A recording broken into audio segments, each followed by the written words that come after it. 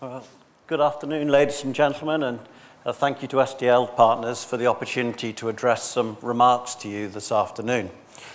So, I think what I'd like to do is show you some results of our research in customer experience management. What is it that operators are telling us is critical to them? And then show you some real-life results, real things that people are doing today to actually improve their offering to the customer. And I just want to start with a thought. You know, when you go to market, when you get a new opportunity, take mobile broadband, for example. You know, there are operators today facing the question of how should I best market this? And I came across an absolutely fascinating situation very recently where an operator said, you know what, there are 6 competitive operators in our market, and of which 2 are the big ones and fight each other. And they've decided to go with completely different marketing strategies. So one operator decided that they would offer mobile broadband data completely free of charge for 12 months on an all-you-can-eat policy. As much as you can use, you can have it for nothing. Now, you did have to sign up for 24 months, but the first 12 months was completely free. And the other operator said, no, we're going to charge from the first megabit. Every single piece of data we're going to charge for, but we're going to ensure a fabulous customer experience. We're going to make sure the network's appropriately got the right capacity, the right performance, that the data center is there, that the device management is there, that the products and services are there, but particularly it's a very dense network with the right signaling capacity, and it's going to be fantastic. And these were both HSPA networks. Now, what happened with the low-cost one, obviously trying to get as many customers as they can, the signaling completely swamped the network. You get all the low end, all the kids playing games.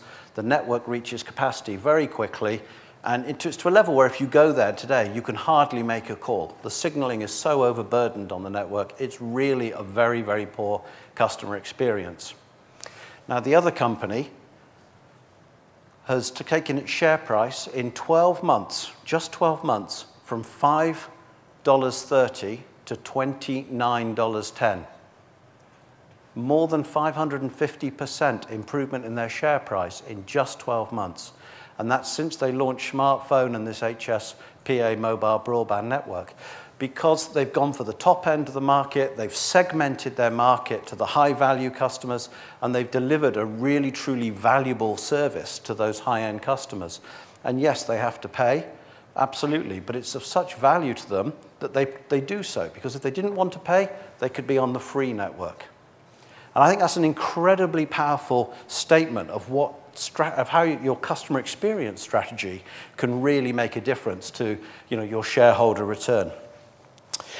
So let's have a look at some research that we're doing. So we do annually a survey with over 46 operators in 22 countries, both high ARPU and low ARPU, both mature and developing markets.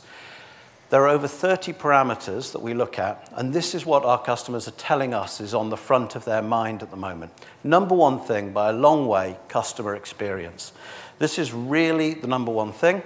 Second, the whole mobile data explosion and how to capitalize and monetize it. And thirdly, hey, guess what? We're not going to throw money at the problem. You've got to do it in a way that actually reduces our costs as well. And I think this is a very, very powerful message that customer experience is front and center of our customers' minds right now. So if we look at why that would be, I mean, the story on the left here is from a UK operator that launched iPhone in 2009 at Christmas. And the sheer number of people opening their presents from under the tree, turning on their iPhones, crashed the network for 2 days. Now, why? Was it the volume of data? Was it the volume of voice? No. It was the volume of signaling on the network. The sheer signaling load of a smartphone on the network is so much more than normal. And this is one of the things, if you say, well, what's different when I'm looking into a data network from a voice network? What changes in customer experience? Well, one thing is the KPIs that you monitor. signaling is, for most operators, reported once a month at best. Now our customers are doing it in real time, not even daily, but real time. And you have to get the data out of the network into dashboards over the web in real time, because that's the only way that you can commit to a good quality of customer experience in the mobile data world. And if you've all experienced this. That's one example, but how many of you have trouble sending MMS? That service has been around for 10 years now.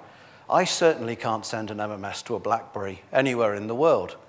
My email right now doesn't work. I've got to take it back to my IT guys to, okay, what's changed on my handset? I'm sure, and you all experience this. But do you know what? You don't have to.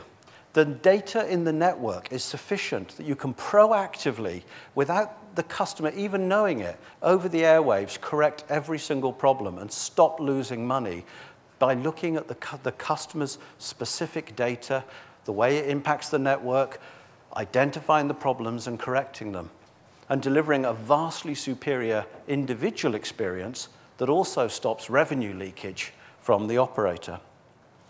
Now, on the right here, as part of our survey, what it's looking at is the 4 principal domains that are affecting customer experience. Now, inside those 4 domains, there are some 27 different things that we look at and get scored, but they group up into, as you can see here, customer care, service and device portfolio, cost and billing, and network and service quality. And the big change between 2009 and 2010 was the network suddenly came back as really significant. And it had been declining in significance in terms of customer experience for some time. But now with this explosion of mobile data, there's a real focus on the network, and that governing a huge amount of the customer experience. Now, these are some of the areas that we're looking at in terms of global benchmarking of customer experience. These are the types of things that our customers are looking at in systems that exist today, almost all of it in real time. So, for example, terminal analysis here, or churn analysis, or customer history, transmission capability. These are all relate to KPIs in real-time dashboards that people are looking at to optimize the products and services that they offer to their customers. And I'm going to give you some real examples here. So this is a real live system where a customer of ours decided they wanted to do a customer experience management center for their entire networks.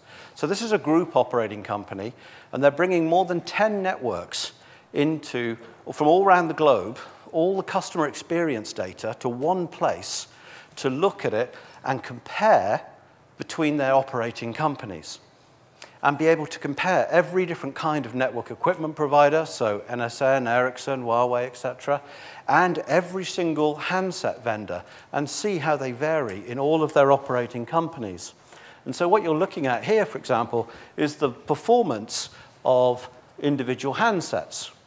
And you can clearly see when you do this that the customer experience is hugely impacted by the handset choice.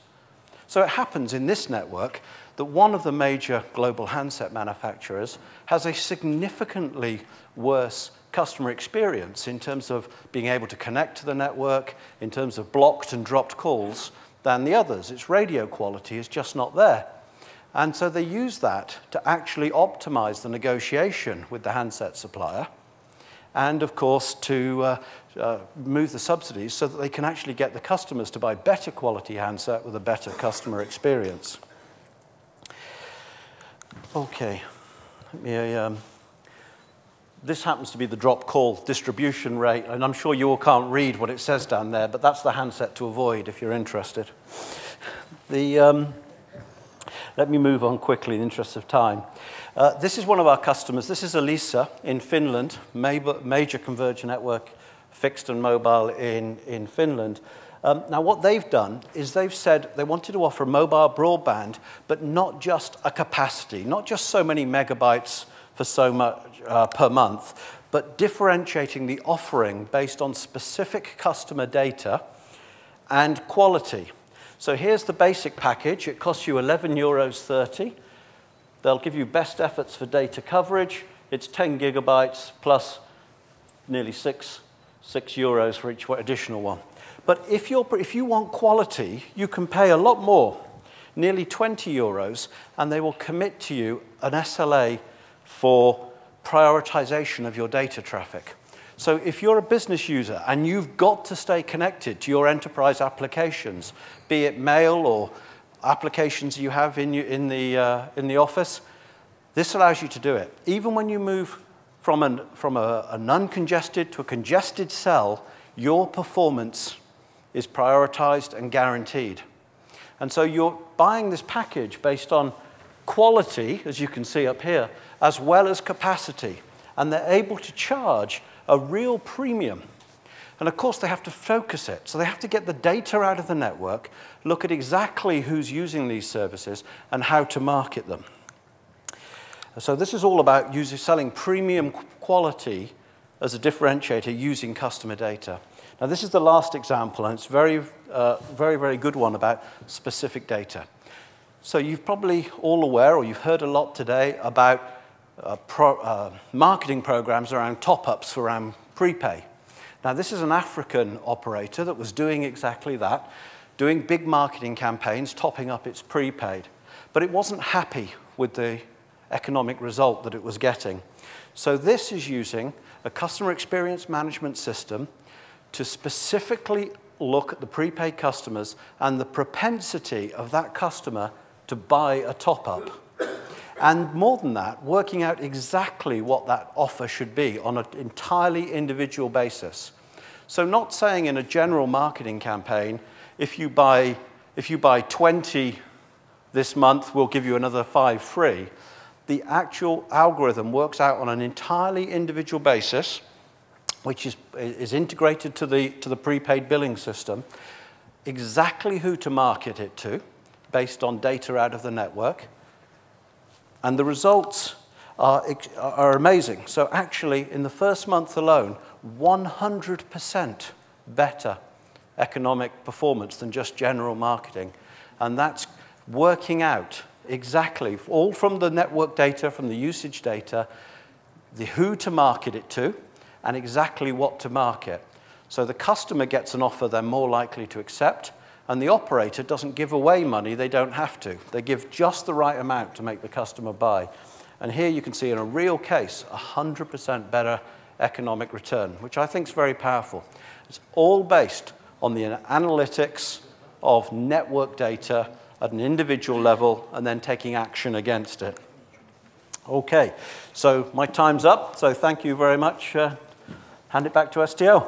Thank you very much. Can we say thanks to Alex? Thank you.